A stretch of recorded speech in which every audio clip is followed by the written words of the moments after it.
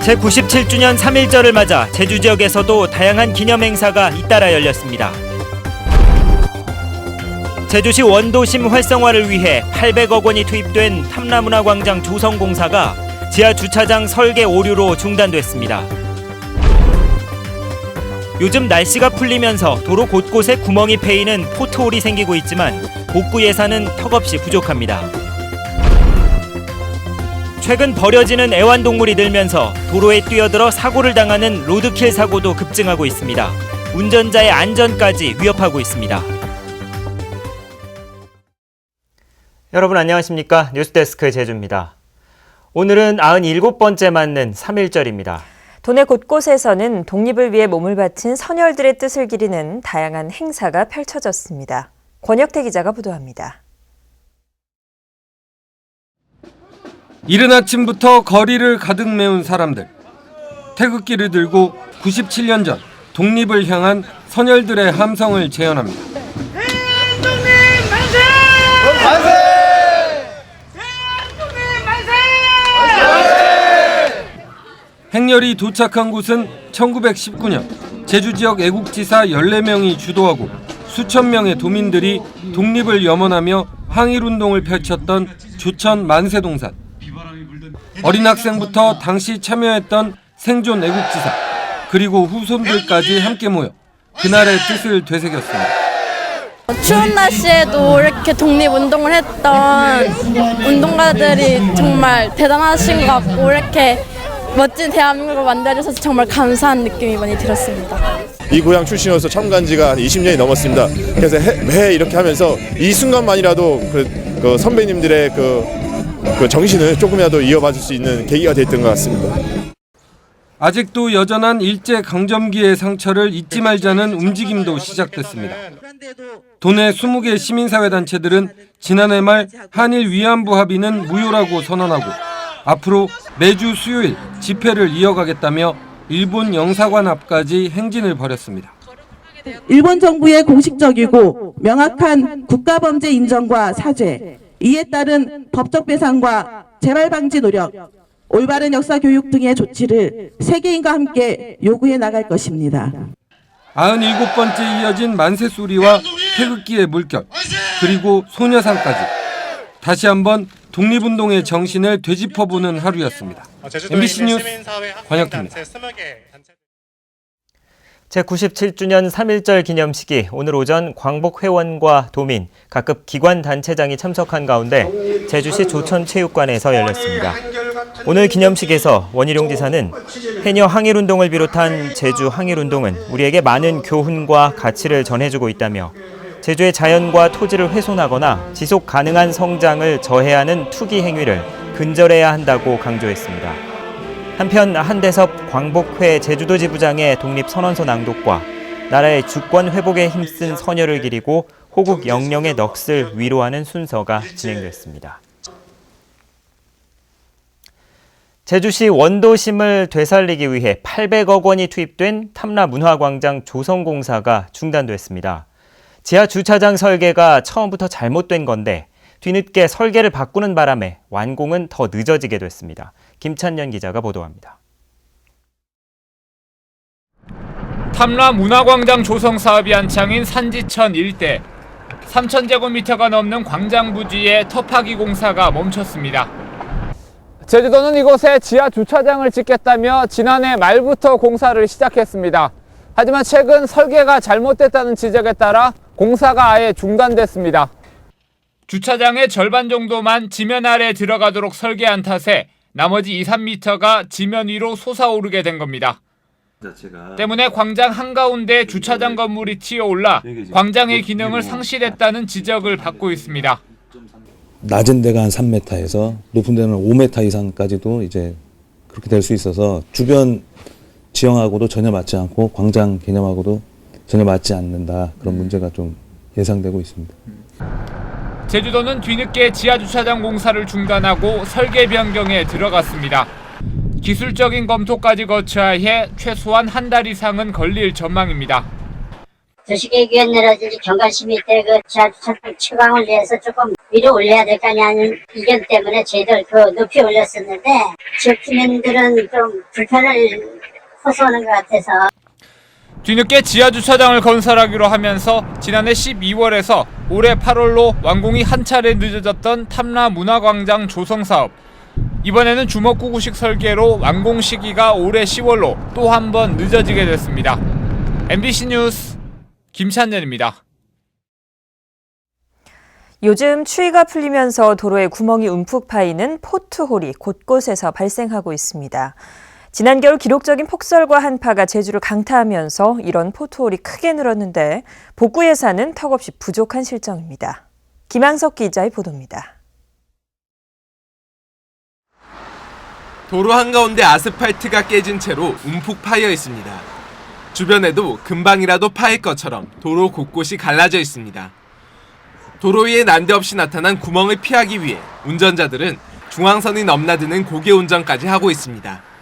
내려오는데 이제 길이 울퉁불퉁해가지고 많이 차가 흔들려서 좀 운전하는 데 있어서 좀 불편했습니다. 최근 추웠던 날씨가 풀림에 따라 시내 도로 곳곳이 파손되면서 운전자들의 안전을 위협하고 있습니다. 얼어붙었던 도로가 녹으면서 약해진 곳에 차량 무게까지 더해지면서 이 같은 포트홀이 생긴 겁니다. 올 들어 제주시 지역에서 신고된 포트홀은 100여 군데. 곳곳에서 보수 작업이 이루어지고 있지만 계속 늘어나고 있어 언제쯤 복구될지는 불투명한 상황입니다. 직원들이 그 도로 순찰을 하거나 아니면은 그 지역 주민들이 그 전화로 신고를 해줍니다. 그러면 저희들이 그때 바로바로 저 현장에 나와가지고 보수를 하고 있는 실정입니다. 제주시는 올해 도로 보수에 180억 원이 필요한 것으로 보고 있지만 확보된 예산은 20억 원에 불과합니다. 포트홀 문제를 해결하기 위한 근본적인 대책 마련이 시급해 보입니다. MBC 뉴스 김항섭입니다. 잇따르는 FTA 체결에도 제주산 농산물의 경쟁력 강화를 위해 정부에 건의한 주요 대책들이 대부분 반영되지 않고 있습니다. 도의회 FTA 대응 특위에 따르면 FTA와 관련해 제주도가 정부에 건의한 37개 사업 가운데 11건만 반영 또는 일부 반영됐고 70%인 26건은 반영되지 않았습니다. 특히 감귤 명품화 사업의 국비 지원 비율 상향이나 FTA 기금 대상 사업 확대 등 핵심 사업들이 반영되지 않은 것으로 확인됐습니다. 도로에 갑자기 뛰어든 동물 때문에 생기는 사고를 로드킬이라고 하는데요. 최근 버려진 유기동물이 늘면서 이 로드킬 사고가 늘고 있습니다. 박주연 기자가 보도합니다. 칠흑같이 어두운 왕복 4차선 도로. 달리던 SUV 차량 앞에 하얀 물체가 갑자기 나타나더니 순식간에 충돌합니다. 차량에 부딪힌 물체는 주인이 없는 유기견. 개는 그 자리에서 죽었고 차량 범퍼가 박살나 수리비만 800만 원이 나왔습니다.